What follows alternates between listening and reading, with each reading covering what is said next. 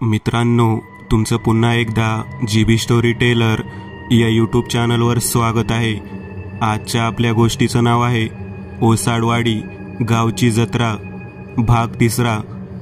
लेखिका उन्मेषा भागवत। पण गोष्ट सुरू करण्याआधी जर कोणी या चॅनलवर पहिल्यांदाच आलेले असाल तर त्यांनी या चॅनलला सबस्क्राईब करायला विसरू नका।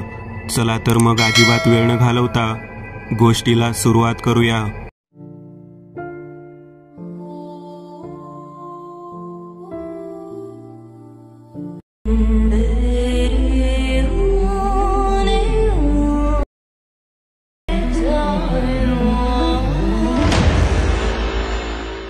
श्याम्या जागेवरच उठून बसला। घामाच्या धारा लागल्या होत्या त्याला। श्वास जोरजोरात चालू होते। काय होते आपल्याला त्याला काही समजत नव्हतं। इकडे सैतानाचा सेवक जत्रेत पोहोचला। त्याचं पहिलं पाऊल जत्रेत पडलं, पण तो आता वेगळ्याच रूपात होता। अगदी साधारण। त्याच्याजवळ एक पोतं होतं, त्यात विविध वस्तू आणि सोबत एक पिशवी। त्याची ती वाढलेली दाढी, थोडासा मळकट असा शर्ट, पण चेहरा मात्र तोच भयानक। त्यांनी जत्रेमध्ये एक वार नजर फिरवली। सारेजण आपापल्या धुंदीत व्यापात होते। कोणी खाण्यात, कोणी खरेदीत, कोणी नाचगाण्यात, कोणी खेळण्यात, गप्पा मारण्यात आणि फिरण्यात। त्याच्या पोत्यात विविध वस्तू होत्या आणि सोबतच पिशवीत ती बरणी ज्यात प्रेतात्मे होते। सैतानाच्या सेवकांनी एक लाल मुखवटा आपल्या चेहऱ्यावर चढवला होता। तसे विविध मुखवटे घालून तरुण मंडळी आणि पोरं फिरतच होती म्हणा। त्यात आता ह्याची भर। सैतानाचा सेवक मुखवटा घालून खाली सतरंजी टाकून पोत्यातून विविध गोष्टी विकायला काढू लागला। त्याची नजर मात्र चहूबाजू फिरत होती, निरीक्षण करत होती। चंदाबाईची लावणी एकदम रंगात आली होती। पोरं आणि माणसं दंग झाली होती। तिचं अप्रतिम सौंदर्य पाहून लोक घायाळ झाले होते। कुस्तीचा माहोलही भारी झाला होता। मंगू पैलवान इतर पैलवानांना लोळवत होता। पिळदार शरीर, धारदार नजर, मोठ्या मिशा, बलदंडा हात, 5-7 उंची असा मंगू पैलवान एकेकाला लोळून मग आपल्या मांडीवर थाप देत मैदानात यायला आव्हान देत होता। पण कोणीही येत नव्हतं। अरे या की गड्यांनो, संपलं का रे समद? कोण नाही का इथं? वाघिणीचं दूध प्यायलेला छावा, असं म्हणत मिशांना पीळ देत होता। हळूहळू सैतानाचा सेवक लोकांना वस्तू विकू लागला। इतक्या काळानंतर तो इतक्या लोकांना एक साथ बघत होता। सुंदर तरुणी, बायका ह्यांना बघून तो मनातल्या मनात चेकाळत होता। काही वेळांनी सैतानाचा सेवक जागेवरून उठला। रात्रीचे 11 वाजले होते। असा असूनही सगळीकडे गजबज होती। तो जत्रेत फेरफटका मारण्यासाठी निघाला। मुखवटा त्याच्या तोंडावर तसाच होता। त्याची मुखवट्याच्या आतली भयानक नजर मात्र अख्ख्या जत्रेवर फिरत होती। जी लोक पाहिजेत, जी लोक आवडतात त्यांना नजरेत भरवत होता। पण सैतानाच्या आणि त्याच्या सेवकाच्या काही मर्यादा होत्या। ठराविक आकडा गाठला तेवढीच लोक त्याच्याबरोबर जाऊ शकत होते। त्यांना तो जाळ्यात अडकवू शकत होता, त्यापेक्षा जास्त नाही, कारण त्यात त्यांची खूप अघोरी शक्ती आणि साधना वाहून जात असे। चालता चालता सैतानाचा सेवक चंदाबाईच्या फडात पोहोचला। तिला पाहताच तो तिच्यावर घायाळ झाला। त्याचं फिरून झाल्यावर तो पुन्हा पहिल्या ठिकाणी आला। आता हीच ती वेळ होती आत्म्यांना मुक्त करून कामगिरी करण्याची। पण त्याआधी आत्म्यांची इच्छा पूर्ण करावी लागते, मगच ते मदत करतात। सैतानाच्या सेवकाने जसं त्या बरणीचं झाकण उघडलं तसा एक काळा धूर अख्ख्या जत्रेत पसरला। वातावरण एकदम बदलून गेलं। खूप थंडी, सोसाट्याचा वारा सुटला। लोक ओरडू लागले। वाऱ्यामुळे पाळणे जोरजोरात डुलत होते। त्यात बसलेली लोक मोठ्याने किंचाळू लागले। श्वास घेता येईना कोणाला। अचानक सगळेजण स्तब्ध झाले। पुतळ्यासारखे जागीच थांबले। भयानक शांतता पसरली। आता सगळी लोक एका ठिकाणी पुतळ्यासारखी जमा होत जागीच एका ओळीत थांबली। प्रेतात्मे आता माणसांच्या जत्रेत आले होते। त्यांना भलताच आनंद झाला होता। ते सगळीकडे पसरले आणि सुरू झाला त्यांचा धुडगूस. आदाशासारखे अन्नावर तुटून पडले आणि आपल्या लांब जिभेने चाटून पुसून अन्न खाऊ लागले.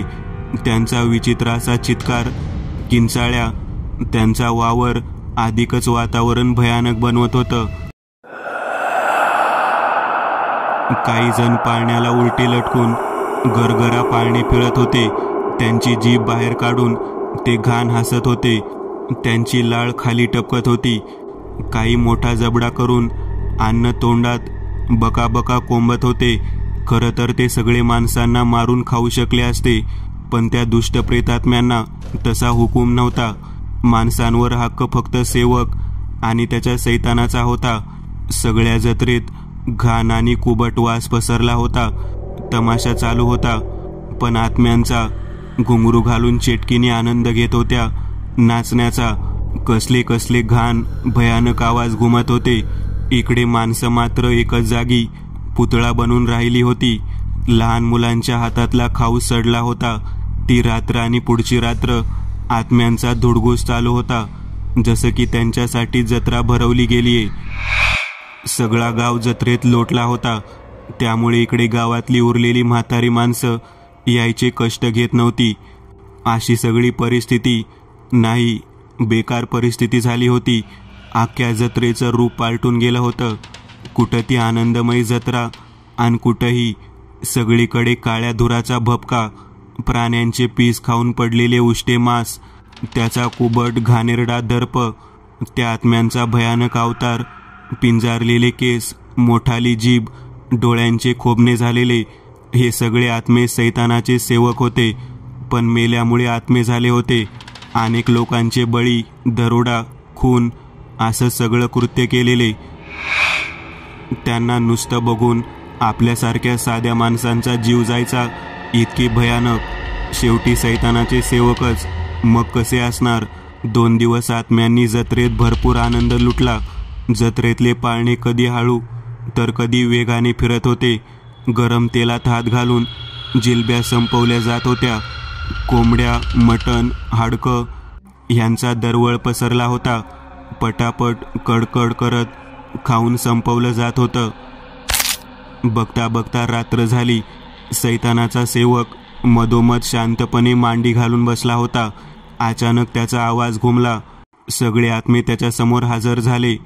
चला, बस झालं, आता तुमच्या कामाला लागा, तो म्हणाल्याबरोबर त्यांनी काम सुरू केलं. ज्या लोकांना घेऊन जायचं होतं, एक एक करत त्यांनी त्या लोकांच्या शरीराचा ताबा मिळवला होता. सैतानाचा सेवक उठला आणि जंगलात निघाला आपल्या झोपडीकडे.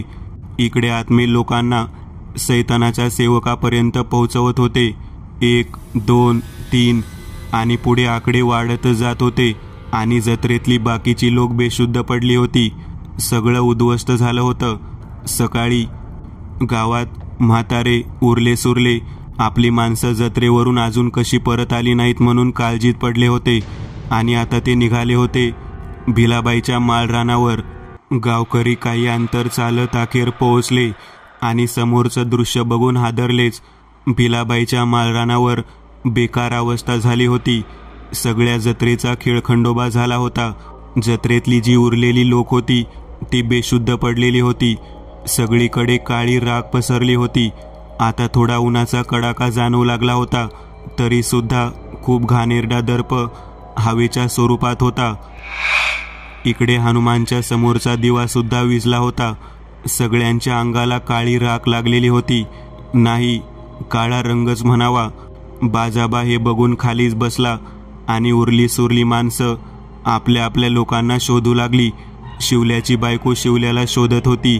ती जत्रेत आली नव्हती, कारण तिला लवकरच बाळ होणार होते. तिचा चेहरा रडवेला झाला होता. नाना आणि तात्या सुद्धा बेशुद्ध अवस्थेत होते, पण आबा मात्र दिसत नव्हते. हळूहळू गावातल्या लोकांनी सगळ्यांना कसं तरी जागं केलं. पाण्याचे मगच्या मग अंगावर ओतले जात होते. तात्या आणि बाकीचे सुद्धा हळूहळू जागे होत होते. तात्या जागे झाले तसं त्यांनी समोरचं दृश्य बघितलं. त्यांना काही सुधरेना. हे काय झालं? कोणाची दृष्ट लागली? तात्या हळूच उठून सगळीकडे बघत बघत फिरत होते.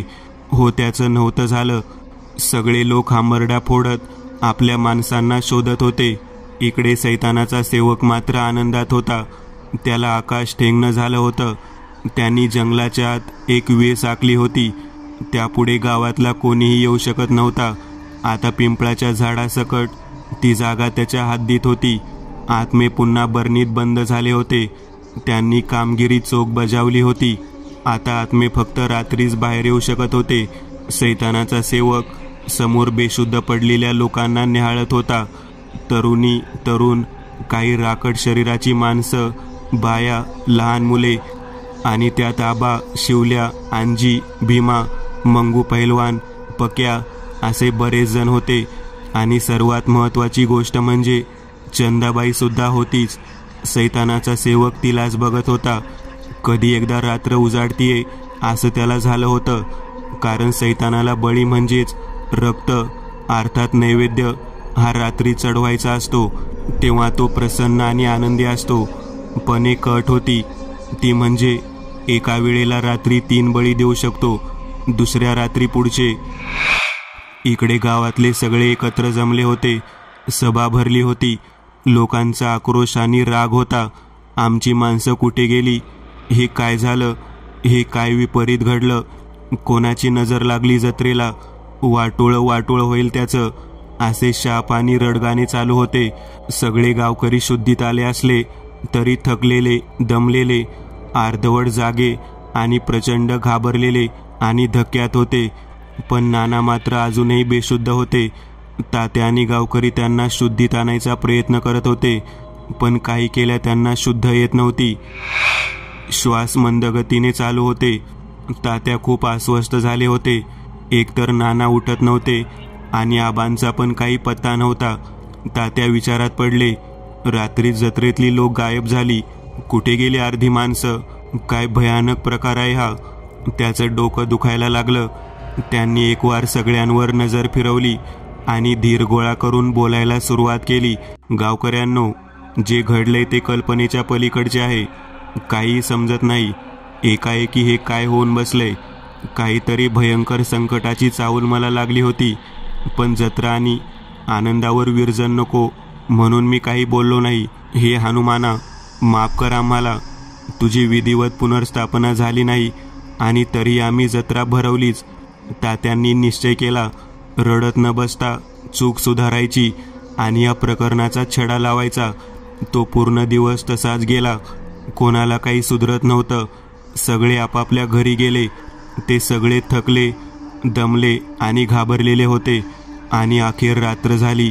ध्यानात बसलेल्या सेवकाने डोळे उघडले आणि एक मंद, क्रूर स्मितहास्य त्याच्या चेहऱ्यावर आले. सेवक झोपडीच्या बाहेर आला. भयानक असा काळोख पसरला होता. त्या काळोखात भरीस भर म्हणून खूप जोरात वारा सुटला होता. जंगलातून वेगवेगळ्या जनावरांचे आवाज ऐकू येत होते. सैतानाचा सेवक झोपडीच्या मागे गेला.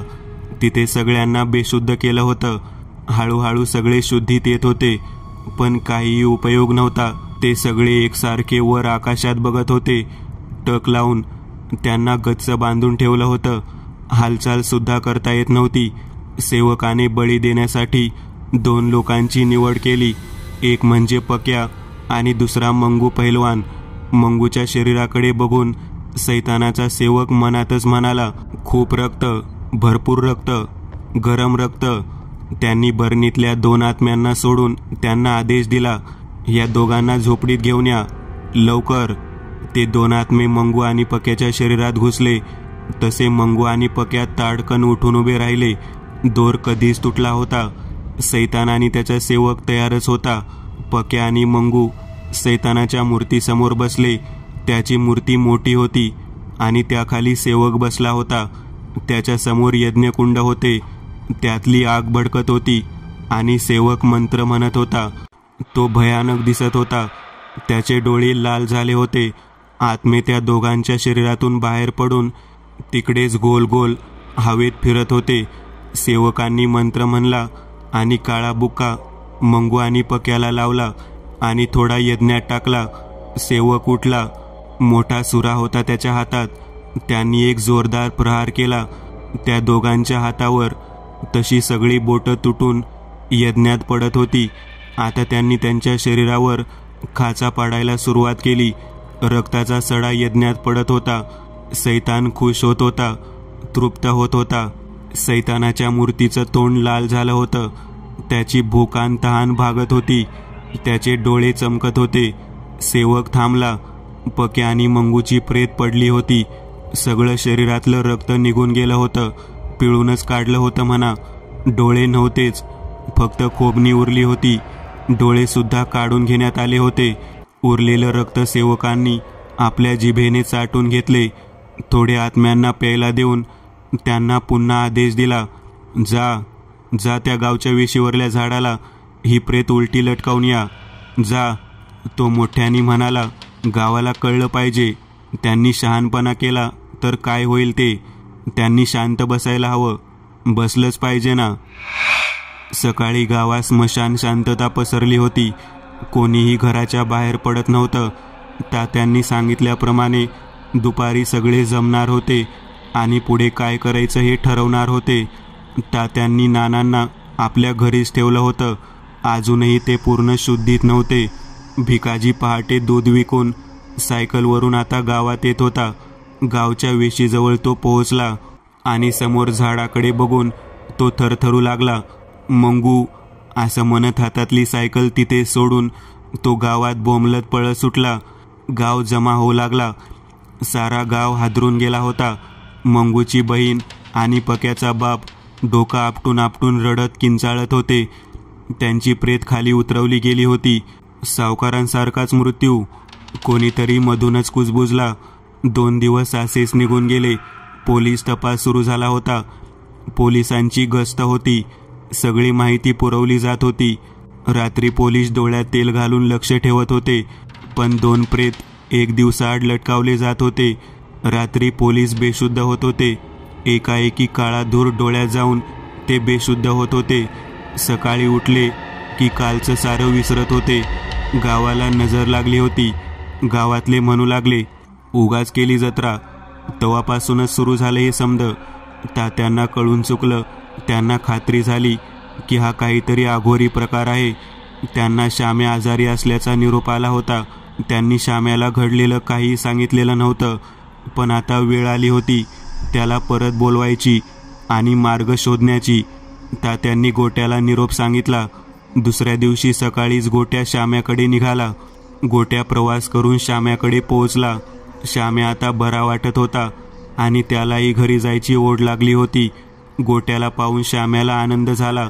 मात्र गोट्याचा चेहरा उदास होता, जसं की तो झोपलाच नाही खूप दिवस. श्याम्या दादा चल, मी तुला घरी घेऊन जायला आलोय. तात्यांचा निरोप आहे.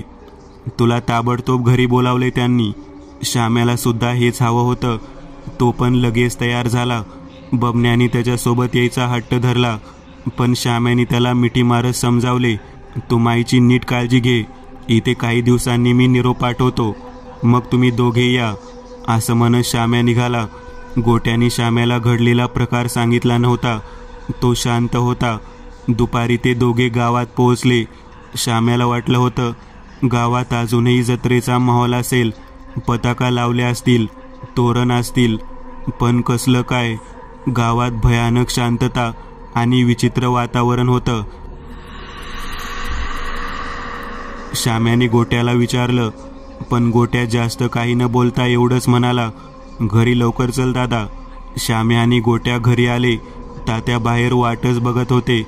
तात्यांनी श्याम्याला मिठी मारली आणि आत घेऊन आले. अंगणात गावकरी बसले होते. जिथे जागा होईल तिथे. श्याम्या आश्चर्याने म्हणाला, तात्या हे काय, सगळे इकडे काय करतायत? हो श्याम्या, घडलंयच तसं, म्हणून तर तुला तातडीने निरोप पाठवून बोलावून घेतलं ना. तात्या म्हणाले. काय झाले तात्या? श्याम्याने विचारलं. तसं तात्यांनी त्याला बसायला सांगितले आणि घडलेला प्रकार सांगू लागले. ते सांगत होते आणि श्याम्या आवासून पाहत होता आणि ऐकत होता. त्याला खूप मोठा धक्का बसला होता आणि त्यामुळेच नाना अजून आजारी गादीवर पडून आहेत. अवघड आणि भयानक प्रकार घडलाय. एवढं बोलून तात्या थांबले. नानाचं नाव ऐकताच श्याम्या ताडकन उठला आणि तात्याच्या खोलीत गेला, जिथे नानांना ठेवलं होतं. नाना गादीवर झोपून होते. श्वास घेत ते काहीतरी बडबडत होते. श्याम्याला त्यांना असं बघून रडू कोसळलं, पण त्यांनी स्वतःला सावरले आणि नानांना आवाज दिला, नाना उठा हो, उठा की, बघा मी आलोय, मी तुमचा श्याम्या, उठा ना नाना. श्याम्याचा आवाज ऐकताच नानांनी डोळे उघडले. त्यांनी श्याम्याला पाहिले आणि ताडकन उठून बसले. इतके दिवस न उठणारे नाना आता उठून बसले होते. त्याला कारण होतं श्याम्या. मायेची, प्रेमाची ताकद ह्यालाच म्हणतात बहुधा. श्याम्या आणि नानांनी एकमेकांना मिठी मारली आणि दोघेही मिठीत मनसोक्त रडले. त्यांना असं बघून खोलीबाहेर उभे असलेले तात्यासुद्धा आसव गाळत होते. श्याम्या, माझं बाळ, माझं लेकरू आलं. अरे कुठं होतास? किती वाट बघितली मी तुझी. मला वाटलं आता मी मरणार. नाना बोलत असताना श्याम्या त्यांना थांबवत म्हणाला, नाना मी असताना तुम्हाला, तात्यांना आणि आबांना काही होणार नाही. अरे हो, आबा कुठे दिसले नाही? श्याम्या म्हणाला. तात्यांचा चेहरा पडला. त्यांचा चेहरा पाहून श्याम्या सारं समजला. काय म्हणजे आबासुद्धा? नाही, खूप झालं आता. ह्यातून मार्ग काढायला पाहिजे, ह्यातून मार्ग काढायला पाहिजे काहीतरी लवकर. खूप झालं. ते सगळे खोलीच्या बाहेर आले. तात्यांना एक गावकरी म्हणाला, तात्या लय त्रास होते हो. लोकांचे बळी जातात फुकट आणि इतकं विचित्र मरण येतया. बायका पोरं अनाथ होत आहेत. बापे रडू बी शकत नाही. माझ्या छोट्या लेकराला गमावून बसलेला आभागी बाप आहे मी, असं म्हणत तो रडू लागला. तात्या म्हणाले, कळतंय र, समद कळतंय. आपले आबा बी गायबच आणि बाकीची उरलेली माणसं पण. भीती वाटते आता पुढचा कोणाचा नंबर लागेल. लहान लेकरान बायकांच्या ओरबडलेल्या शरीराला बघून काळीच पिळवटून जाते. पण आता बस. म्हणूनच मी ठरवलंय, देवळात आपल्या मारुतीरायाची श्याम्याच्या हातून पुनर्स्थापना करायची. सगळ्यांना तात्यांचं बोलणं पटलं. संध्याकाळ उजाडली होती. सैतान आणि सेवक खूपच आनंदात होते. ते समजत होते गावातले खूपच घाबरलेत. ते काही हालचाल करत नाहीत. ते काही करू शकणार नाहीत. सैतानांनी आणि सेवकांनी शांतपणे आराम करून 2 दिवसांनी पुढचे बळी घेण्याचं ठरवलं होतं. कारण ज्या दिवशी ते बळी घेणार होते तेव्हा अमावस्या होती. त्यामुळे उरलेल्या सगळ्या लोकांचा बळी दिला जाणार होता आणि मग त्यांची ताकद अजून वाढणार होती. इकडे गावात सावकारांच्या घरातून हनुमानाची मूर्ती आणली गेली होती. देवळाबाहेर गाव जमा झाला होता. हात जोडून हनुमानाचा जयघोष चालू होता. जय हनुमान, जय बजरंगबली, भीमरूपी महारुद्रा, वज्र हनुमान मारुती. तात्यांनी श्याम्याला देवळात बोलावलं. काही विधी केले, पूजा केली आणि म्हणाले, श्याम्या उचल ती मूर्ती आणि तुझ्या हाताने गाभाऱ्यात स्थापित कर. मूळ मूर्ती सहजासहजी कोणालाही उचलता येत नाही.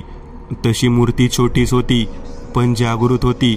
म्हणूनच तात्या मनातून थोडे घाबरले होते की श्याम्याच्या हातून मारुतीराया स्थापन होईल की नाही. ते विचारात पडले. श्याम्या पुढे आला. त्याने मूर्तीकडे बघितलं. अत्यंत तेजस्वी आणि देखणं तेवढंच गोंडस रूप होतं. हातात गदा घेतलेले हनुमान अत्यंत बलशाली आणि प्रसन्न दिसत होते. श्याम्याने नमस्कार केला. हलके स्मित केले. जय बजरंगबली असं म्हणत सहज ती मूर्ती उचलली आणि गाभाऱ्यात स्थापित केली. त्याबरोबर एकच जयघोष सुरू झाला, जय श्रीराम. आणि त्यात जोरदार वारा सुटला होता. देवळातल्या घंटीचा नाद घुमू लागला. तात्या सारं आश्चर्याने बघत होते. त्यांना नवल आणि हायसं वाटत होतं. तेवढ्यात नाना पुढे आले. हनुमानाच्या पायाशी डोकं ठेवून रडू लागले. हनुमंता, वाचव रे, वाचव गावाला त्या सैतानापासून.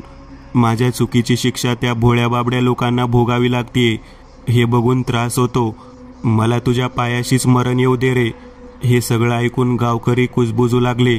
सैतान कोण आणि कुठून चूक झाली नानांकडून. श्याम्यानी नानांना बाहेर बोलावलं. काय झालं म्हणून विचारलं. तसं नाना सगळ्या गावकऱ्यांच्या मध्ये खाली बसून हात जोडत सारं सांगू लागले.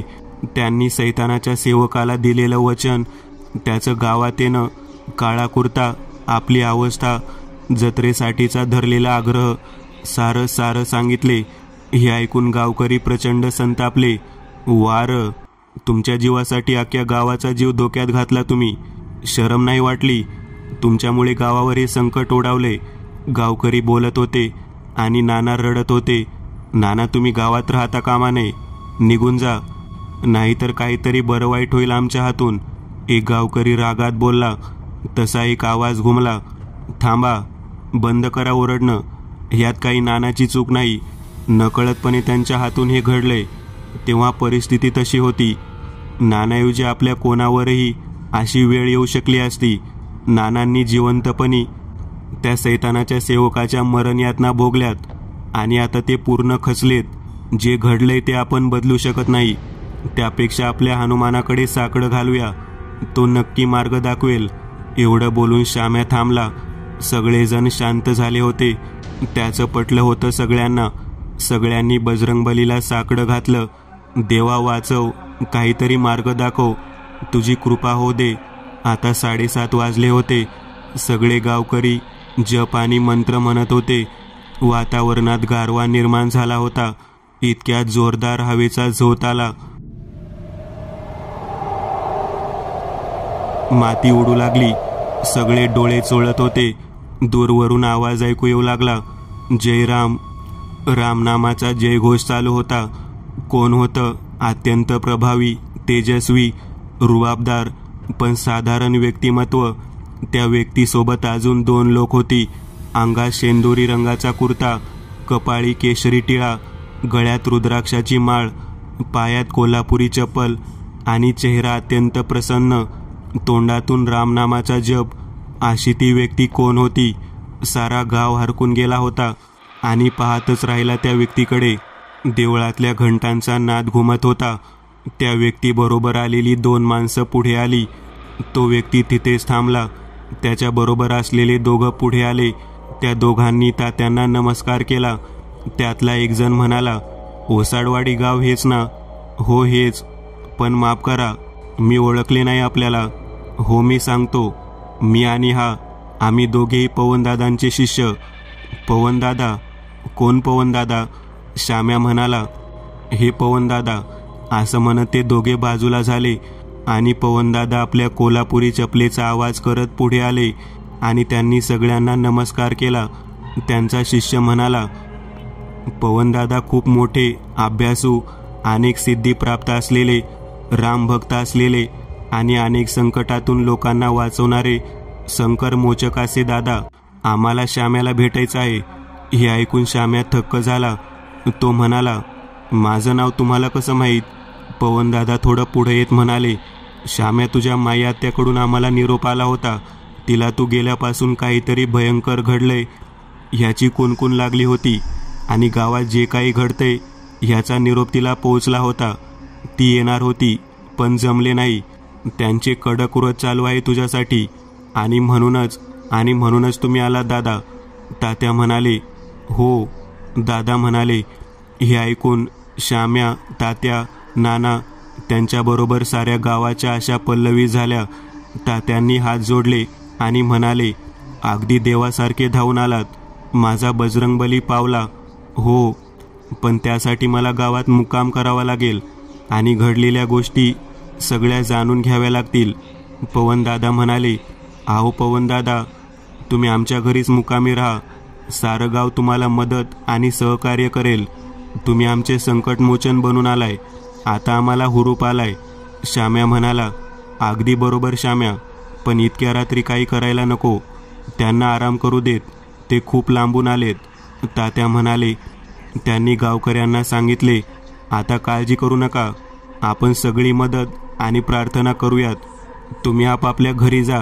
मी निरोप पाठवतो पुढे काय करायचं ते. सगळे गावकरी जाता जाता पवनदादांना नमस्कार करून जात होते. त्यांना पवनदादांमध्ये काहीतरी विलक्षण शक्ती आणि तेज आहे हे जाणवले होते. त्यामुळे गावकरी थोडे का होईना निर्धास्त झाले होते.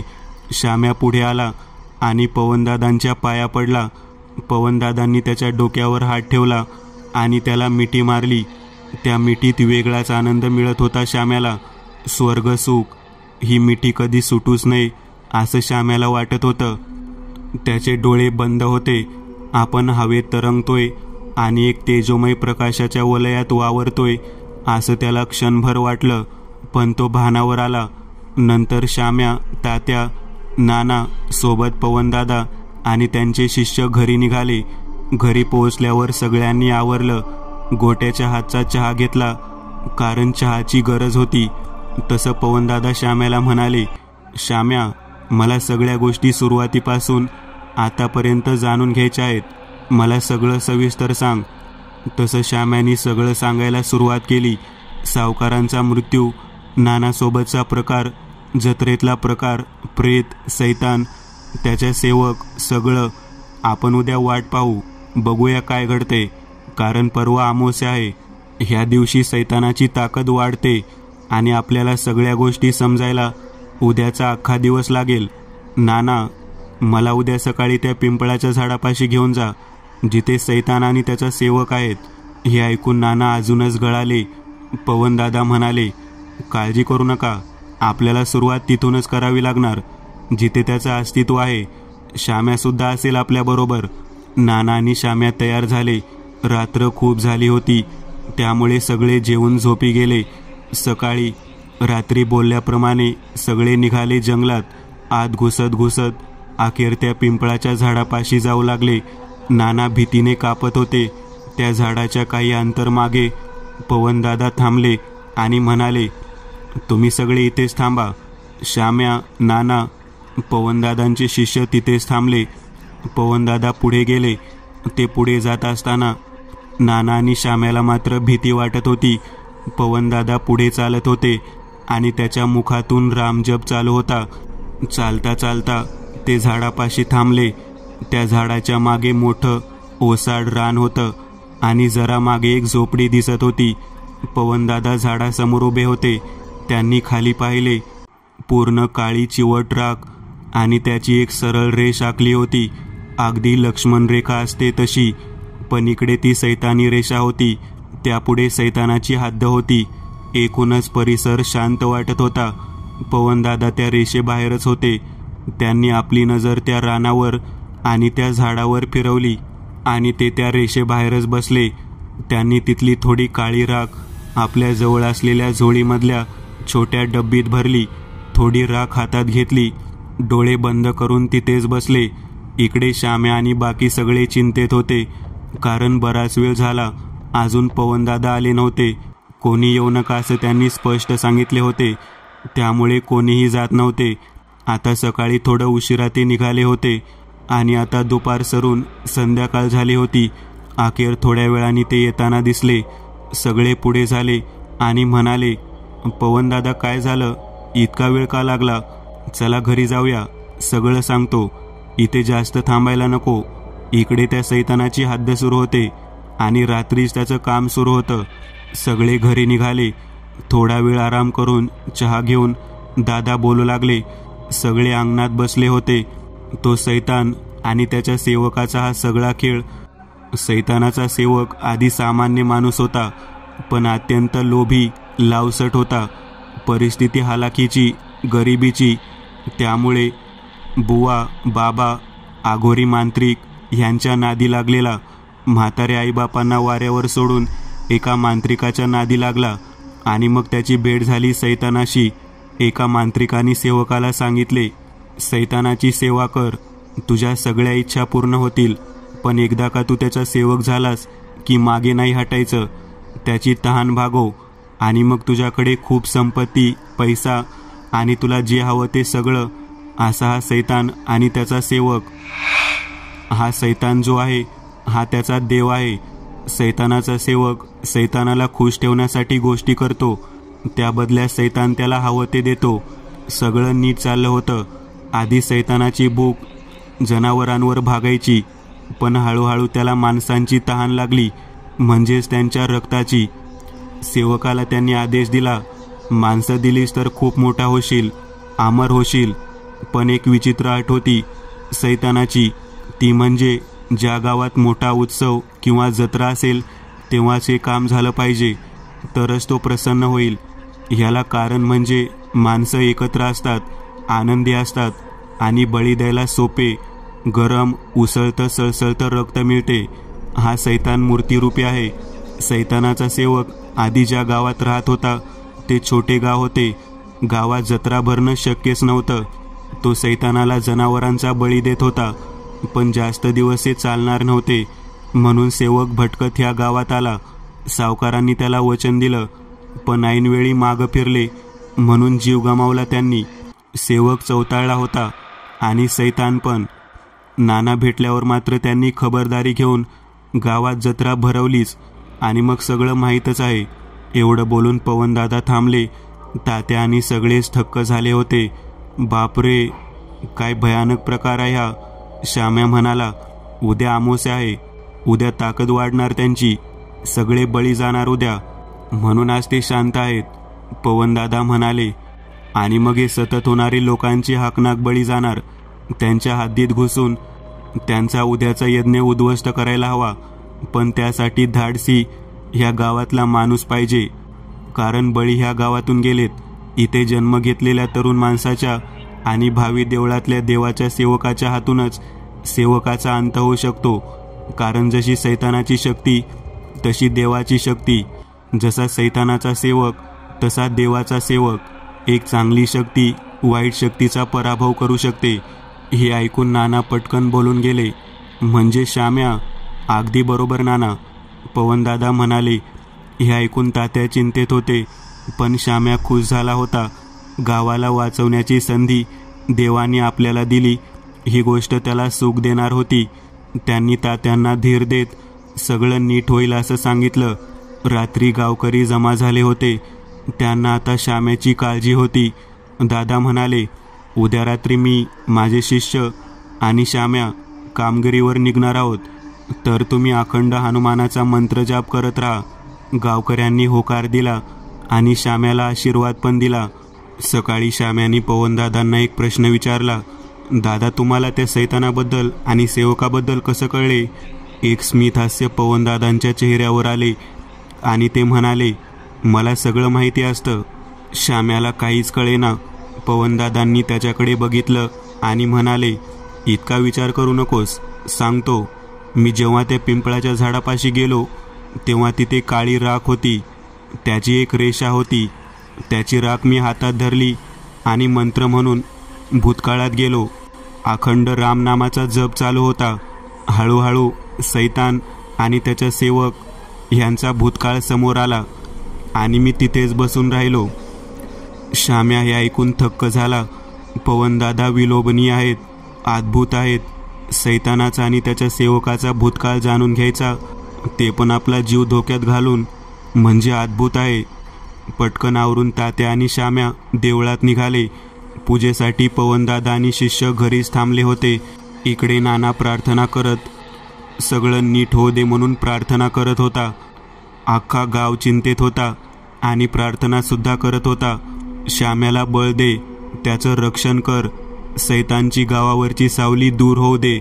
सैतानाच्या सेवकांनी 2 दिवस आराम केला होता आणि आज तो भलताच खुश होता.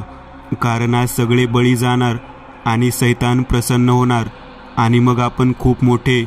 सगळ्यावर माझी सत्ता, सगळे गाववाले गुलाम माझे, माझं राज्य या गावावर.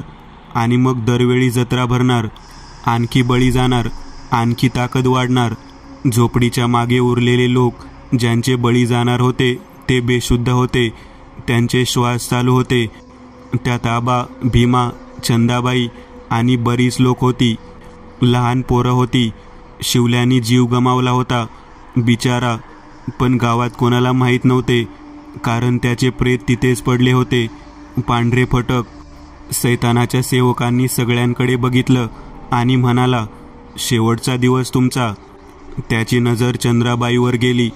तो मनातच म्हणत होता, तुझा बळी घेणार नाही, तुला भोगणार मी, माझी दासी होणार तू. त्यांनी बायकांना आधी मनसोक्त भोगलं आणि मग त्यांचे बळी दिले होते. संध्याकाळ झाली होती. हळूहळू लोक जमा होत होते. देवळाच्या बाहेर सगळ्यांच्या हातात काही ना काही होते. कोणाच्या हातात जपमाळ, कोणाच्या हातात पुस्तक, कोणाच्या हातात टाळ, मृदंग. सगळे देवळाच्या बाहेर बसले होते. तात्या दिवा लावायला देवळात आले होते. ते अखंड जपनाम करणार होते. त्यामुळे ते संध्याकाळीच येऊन बसले होते. नाना पण होते सोबत. श्याम्या आणि पवनदादा घरी होते. त्यांनी श्याम्याला धीर देऊन सांगितले, काही झालं तरी घाबरायचे नाही. तुझा सामना सैतानाच्या सेवकाशी आणि माझा सामना सैतानाशी असेल, त्यामुळे आता घाबरायचे नाही. रात्र झाली की आपण तिकडे निघायचे. हो दादा, श्याम्या म्हणाला आणि दादांच्या पाया पडला. पवनदादांनी त्याला आपल्याकडचा शेंदूर दिला आणि योजना सांगितली. श्याम्या, सैतानाचा यज्ञ पूर्ण होता कामा नये. पवनदादांनी श्याम्याच्या डोक्यावर हात ठेवला. रात्री सैतानाच्या सेवकांनी सारी तयारी केली होती. झोपडीच्या बाहेर मोठा यज्ञ होणार होता. आत्मे होतेच मदतीला. आत्मे ज्यांचा बळी जाणार आहे त्यांच्या अंगात घुसून त्यांना यज्ञापर्यंत आणणार होते. सैतानांनी ती बरणी ज्यात आत्मे होते ती आपल्या बाजूला आणून ठेवली. आघोरी पूजेची सगळी तयारी झाली होती. देवळात जपनाम चालू झाला होता. सगळी लोक प्रार्थना करू लागली होती. श्याम्या देवळातल्या हनुमानाला, तात्या आणि नानांना नमस्कार करून निघाला. सोबत पवनदादा होते. त्यांचे शिष्य नाही आले, कारण गावात कोणीतरी थांबणं आवश्यक होतं. रात्र वाढत होती. पवनदादा आणि श्याम्या निघाले जंगलाकडे. हळूहळू त्यांची पावलं पडत होती, कारण सैतानाच्या सेवकाला चाहूल लागू द्यायची नव्हती. इकडे सैतानाच्या सेवकांनी आग म्हणजेच यज्ञासाठी पेटवली. भयान शांतता पसरली होती. सैतानाच्या सेवकांनी हात वर केले आणि मोठ्याने म्हणाला, हे सैताना, प्रारंभ करतो. असं म्हणत त्यांनी मंत्र म्हणायला सुरुवात केली. त्याचा आवाज अख्ख्या परिसरात भयानकरित्या घुमत होता. तो मंत्र म्हणत वेगवेगळ्या आहुत्या टाकत आग चेतवत होता. त्याच्या भयानक अशा आवाजाने जंगलातले प्राणी पक्षी भयभीत झाले होते. मात्र त्या पिंपळाच्या झाडावर भयानक वटवाघूळ सैतानाच्या सेवकाभोवती गिरट्या घालत भयानक असा आवाज करत होते. पवनदादा आणि श्याम्या अखेर पोहोचले. पवनदादा थोडं दूरच थांबून ध्यान लावून बसणार होते. खरी कसरत आणि मुकाबला श्याम्याला करायचा होता. पवनदादा थोडं दूर थांबून श्याम्याला म्हणत होते, घाबरू नकोस, बजरंगबली आहे पाठीशी. श्याम्या पुढे गेला आणि त्या झाडापाशी आला. ते पिंपळाचं झाड खूप भयानक वाटत होतं, एखाद्या अजस्त्र अजगरासारखं. तो त्या काळ्या रेषेच्या बाहेर म्हणजेच हद्दीच्या बाहेर होता. तो एका दगडामागे लपून सैतानाच्या सेवकाला पाहत होता. त्याचं ते रूप फार भयानक होतं. काळाकुट्टा अंधार, रातकिड्यांची किरकिर, त्याचे ते भयानक रूप आणि विचित्र मंत्रपठण चालू होते. विचित्र हातवारे करत होता, गोल गोल डुलत होता. त्याचे डोळे भयानक लाल झाले होते. बाजूला सगळे बेशुद्ध लोक होती. त्यांना एका लाकडी फळ्यांवर ठेवले होते. आता ती वेळ होती. श्याम्या हद्दीच्या आत घुसायचा प्रयत्न करू पाहत होता, पण तेवढ्यात झटका बसावा तसा मागे सरकला आणि खाली पडला. जोरात पडल्यामुळे थोडं लागलं, पण तो पुन्हा उठून उभा राहिला. पवनदादांनी दिलेलं शेंदूर फुंकर मारून उडवलं आणि नमस्कार केला. हनुमानाचं नाव घेतलं आणि तो घुसला. आता अगदी सहज आत आला होता. तो हळूहळू पुढे येत होता. सैतानाचा सेवक मंत्र म्हणत डोळे मिटून बसला होता. त्याला कसली तरी चाहूल लागली. समोर श्याम्या उभा होता. ते पाहून सेवक जोरात ओरडला, कोण आहेस तू? आत कसा आलास? इथे यायची हिंमत कशी झाली तुझी? तसा श्याम्या म्हणाला, माझी हिंमत कशी झाली? अरे तुझी हिंमत कशी झाली आमच्या गावात घुसून आमच्या लोकांचे बळी घेण्याची, त्यांना त्रास देण्याची? आणि तुला काय वाटलं आम्ही इतक्या दिवस शांत बसलो म्हणजे फावले तुझे? आता तुझी आणि त्या सैतान देवाची वेळ संपली. हे आताचं पोरगा आपल्याला बोलते हे ऐकून सेवकाचा पारा चढला. तो धावत श्याम्याजवळ येऊ लागला आणि काळी राख श्याम्याच्या डोळ्यात घालणार तोच श्याम्या खाली वाकला. आपल्या डोक्याने त्याने सेवकाच्या पोटात जोरदार हिसडा मारला. श्याम्यात इतकी ताकद कशी काय आली काय माहीत. त्यालाच नवल वाटत होतं. सेवक खाली पडला. श्याम्या पुढे गेला आणि यज्ञ चालू होता. त्याला तो पाडणार इतक्यात त्याच्या खांद्यावर कोणीतरी एक हात ठेवला. श्याम्याला आपला खांदा खूप जड वाटत होता. त्या हाताची पकड घट्ट झाली. श्याम्याने मागे बघितलं. मागे सैतानाचा सेवक उभा होता. त्याची नख श्याम्याच्या खांद्यात घुसून त्यातून रक्त वाहत होतं. श्याम्याने आपल्या खिशात हात घालत शेंदूर काढला आणि फुंकर मारली. त्याबरोबर सैतानाचा सेवक मागे पडला. श्याम्या पुन्हा यज्ञाजवळ आला आणि त्यांनी पूर्ण ताकदीने लात मारून सगळा यज्ञ अस्ताव्यस्त केला. हे पाहून खाली पडलेला सेवक भयानक चिडला. हळूहळू उठून त्याने बाजूला पडलेल्या बरणीचं झाकण उघडलं. त्याबरोबर सगळे आत्मे बाहेर आले आणि काळा धूर करत श्याम्याभोवती जमा झाले. त्याच्या भोवती गोल गोल फिरत होते. श्याम्यावर काळी राख टाकली जात होती. सैतानाच्या सेवकांनी ह्याचा फायदा घेऊन आपल्याकडे असलेला छोटा सुरा श्याम्याच्या पायात घुसवला. त्याबरोबर श्याम्या खाली बसला. त्याच्या भोवती सगळे आत्मे गोल फिरत होते आणि सैतानाचा सेवक मोठ्यांनी हसत होता. ए अरे, मला संपवणार तू? मला? चल, आता तुझ्या ह्या लोकांबरोबर तुझाही बळी जाणार. फुकटचा मरणार विचारा तू, असं म्हणत मोठ्यांनी हात वर करत हसू लागला. श्याम्याच्या पायातून रक्त येत होते. चारी बाजूला आत्मे फिरत होते. अंगात त्राण नव्हता. तो हळूहळू बेशुद्ध होऊ लागला आणि खाली पडला. सैतानाचा सेवक जवळ आला आणि म्हणाला, मला संपवायला निघाला होता, असं म्हणत त्यांनी काळी राख श्याम्यावर फेकली आणि तो पुन्हा यज्ञ करायला तयारी करू लागला. त्याला राग आला होता. आता त्याला सगळं परत करावं लागणार होतं. पण काहीही झालं तरी तो करणार होता, कारण त्याला सिद्धी आणि आघोरी जगताचा राजा व्हायचं होतं. तो पुन्हा तयारी करू लागला. इकडे देवळात जपनाम चालू होता. मंत्र म्हणले जात होते. श्याम्या पडला होता. इतक्यात त्याला आवाज ऐकू आला, श्याम्या उठ, उठ, तुला हारायचं नाही, उपयोग कर मी दिलेल्या वस्तूचा. श्याम्याने खाडकन डोळे उघडले. खिशातून कसंबसं शेंदूर काढलं आणि जोरात त्या आत्म्यांवरती टाकलं. तसं ते आत्मे बाजूला झाले. तेवढ्या श्याम्याने पुन्हा शेंदूर हातात घेऊन भीमरूपी म्हणायला सुरुवात केली. असं म्हणत त्याने चौफेर तो उधळला. त्याबरोबर आत्मे जळू लागले. भयंकर किंकाळ्या वातावरणात घुमत होत्या. आत्मे जळून त्यांची राख झाली होती. श्याम्या मंत्र म्हणतच होता. सैतानाच्या सेवकांनी खाडकन डोळे उघडले आणि म्हणाला, पुन्हा अडथळा. तो उठला आणि रागाने धावत श्याम्याकडे जाऊ लागला. श्याम्या हळूहळू पुढे येत मोठ्याने मंत्र म्हणत होता. म्हणून सैतानाचा सेवक मागे मागे सरकत होता. मध्यरात्र झाली होती. सरकत ते दोघेही झोपडीत शिरले. श्याम्याने सैतानाच्या समोरच बाजूला पडलेल्या छोट्या सुऱ्यानी सैतानाच्या सेवकाचं मुंडकं धडावेगळं केलं. सैतानाचा सेवक मेला होता. त्याबरोबर जोरदार वारा वाहू लागला. बाहेर असलेला यज्ञ विझला होता. इकडे श्याम्या जोरजोरात श्वास घेत खाली बसला होता. आता काहीही ताकद उरली नव्हती त्याच्यात. त्याने समोर बघितलं तर समोर असलेली सैतानाची मूर्ती हालत होती. जमीन थरथरू लागली. त्याचे लाल डोळे भयानक होते. त्या सैतानाची भयानक मोठी सावली श्याम्याचा जीव घ्यायला त्याच्यावर झडप घालत होती. श्याम्या ते भयानक रूप बघून थरथरू लागला आणि त्याने डोळे मिटून घेतले. आपला अंत होणार असं त्याला वाटलं. पण तितक्यात त्याच्या कानावर जय श्रीराम असा आवाज पडला. मागे पवनदादा उभे होते.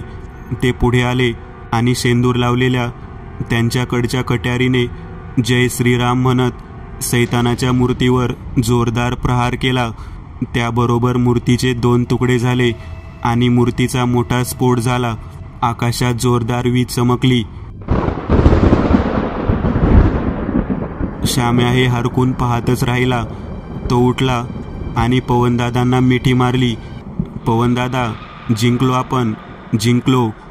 सैतान हारला. हो श्याम्या, ही चांगल्या शक्तीची, रामनामाच्या महिमेची आणि तुझ्या आत्मविश्वासाची ताकद होती. पवनदादा झोपडीच्या बाहेर आले. श्याम्या सुद्धा हळूहळू जमेल तसं धरून धरून बाहेर आला. पहाट झाली होती. वातावरण एकदम प्रसन्न होतं.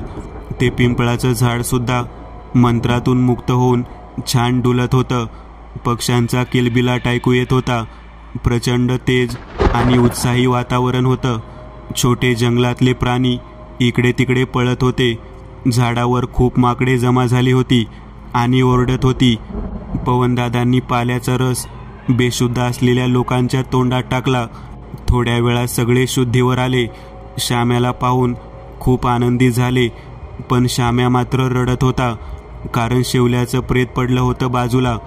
श्याम्या जे होणार असतं ते होतंच, त्याला काही इलाज नाही. इकडे शिवल्याच्या बायकोला कळा सुरू झाल्या होत्या. श्याम्या डोळे पुसत सगळ्यांना भेटला. त्याला चक्कर येत होती. पवनदादांनी त्याला खांद्यावर उचलून घेतले आणि सगळे गावात यायला निघाले. श्याम्याने थोडे डोळे उघडून बघितलं तर ती झोपडी माकडांच्या एका टोळक्याने उद्ध्वस्त करून टाकली होती आणि ते ओरडत फिरत होते इकडे तिकडे. इकडे गावात सगळे वाट बघत होते. अजूनही देवळाबाहेर गावकरी होते. तात्या अजून जप करत होते. सगळ्यांना श्याम्या, पवनदादा आणि गावातले येताना दिसले. सगळे गावकरी खुश होऊन आपापल्या लोकांना भेटले. शिवल्याचं प्रेत सुद्धा दूर एका झाडाखाली होतं. ते बघून नाना रडत होते, पण ते सावरले आणि तुझ्या येणाऱ्या बाळाची जबाबदारी मी घेईन असं वचन शिवल्याला दिलं आणि मग रीतसर अंत्यसंस्कार केले. गावात प्रसन्न सकाळ होती. सगळी लोक आराम करत होती. श्याम्या, पवनदादा, तात्या, नाना सगळे थोडा वेळ आराम करत होते. इतक्या श्याम्याला स्वप्न पडलं. स्वप्नात पवनदादा होते. ते म्हणत होते, श्याम्या, माझं काम झालं, तू देवळात जा. मी या गावात लवकरच नवा जन्म घेणार आहे. श्याम्या दचकून उठला. इतकं विचित्र स्वप्न, आणि स्वप्नात पवनदादा का आले असतील? तो घाईगडबडीत उठला. त्याचा पाय बरा झाला होता. त्याला नवल वाटलं. माई आत्यासुद्धा तेव्हाच आली होती. तिला पवनदादांबद्दल सगळे विचारू लागले. तू पाठवलं होतंस ना त्यांना गावात? माई म्हणाली, कोण पवनदादा? मी तर कोणालाही पाठवलं नाही. मी आणि गोट्या तर मोरगावला गेलो होतो. श्याम्या बघतच राहिला होता माईकडे. तो तडक वाड्यात पवनदादांना शोधू लागला, पण ना ते कुठे होते, ना शिष्य. तात्यांना पण काही सुधरेना.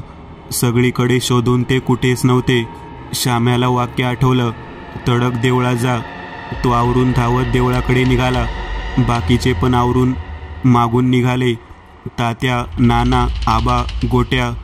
तो देवळात पोहोचला. समोर छान प्रकाश होता आणि हनुमानाची मूर्ती चमकत होती. खाली शेंदुरी रंगाचा कुर्ता आणि त्यावर रुद्राक्षाची माळ होती. श्याम्या धाडकन खाली बसला आणि रडू लागला. तात्यांनी विचारले, काय झाले श्याम्या, का रडतोस? तात्या, साक्षात बजरंगबली आले होते आपल्या गावाला वाचवायला, पवनदादांच्या रूपाने. हे ऐकून सगळे थक्क झाले आणि रडत मोठ्यांनी जयघोष करू लागले, बजरंगबली की जय. काही वेळांनी सगळे वाड्यात बसले होते, समाधानी आणि आनंदी. इतक्यात मन्या धावत येऊन म्हणाला, नाना, शिवल्याला मुलगा झाला. सगळे धावत शिवल्याकडे त्याच्या घरी गेले. बाळ एकदम गुटगुटीत होतं. श्याम्याची बायको म्हणाली, नाना, याचं नाव तुम्हीच ठेवा. काय नाव ठेवायचं बरं? तेवढ्या श्याम्या म्हणाला, पवन. मित्रांनो, आज पुरतं एवढंच. तुम्हाला जर काही गोष्ट आवडली असेल तर नक्की लाईक करा. तुमच्यापैकी बरेचसे जण व्हिडिओ लाईक न करताच पळून जातात, पण हा जर व्हिडिओ तुम्ही लाईक केला तर मला जरा बरं वाटेल आणि असेच भारी भारी व्हिडिओ बनवायची माझ्यात एनर्जी येईल. त्यामुळे नक्की लाईक करा. आणि अजूनही कोणी या चॅनलला सबस्क्राईब केलेलं नसाल तर लगेच सबस्क्राईब करून टाका. आणि बाजूची घंटी ती मात्र दाबायला विसरू नका. देवाची घंटी आहे ती. चला तर मग पुन्हा भेटूया अशीच एक आगळी वेगळी गोष्ट घेऊन पुढच्या